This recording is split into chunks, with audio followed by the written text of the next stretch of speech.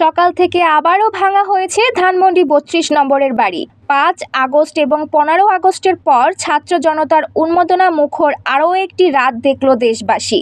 লাইভে শেখ হাসিনা কথা বলার ঘোষণা আসার পরেই ধানমন্ডি ৩২ নম্বরের বাসা গুঁড়িয়ে ফেলা নিয়ে সরব হয়ে ওঠে সামাজিক যোগাযোগ মাধ্যম। রাতেই ছাত্র জনতার ব্যানারে লং মার্চ টু ধানমন্ডি ৩২ কর্মসূচি নেওয়া হয়। এরপরই পুরো এলাকা হয়ে যায় লোকের লোকারণ্য। ফ্যাসিবাদী শক্তি আবারও যেন দেশকে অস্থিতিশীল করতে না পারে, সেজন্যই এই অবস্থান জানিয়েছেন বিক্ষুব্ধরা। এদিকে আগুন দেয়া হয়েছে আওয়ামী লীগ সভাপতির বাসভবন ধানমন্ডি ৫ নম্বরের সুধা সদনেও। রাত ৯টায় আওয়ামী লীগের ভেরিফাইড ফেসবুক থেকে লাইভে আসেন শেখ হাসিনা।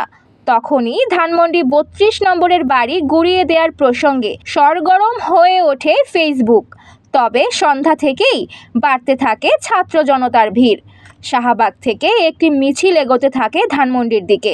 এ সময় অনেককে উল্লাস করতেও দেখা যায়। এই প্রতিবাদ কর্মসূচিতে যোগ দিতে আসে হাজার হাজার মানুষ। সব স্থাপনা ভাঙতে বুলডোজারের অপেক্ষায় ছিল মানুষ। পরে রাত 11:15টার দিকে শুরু হয় ক্রেন আর বুলডোজারের কার্যক্রম। ভাঙা শুরু হয় ৩২ নম্বরের বাড়িটি। রাতভর চলে ভাঙার কার্যক্রম।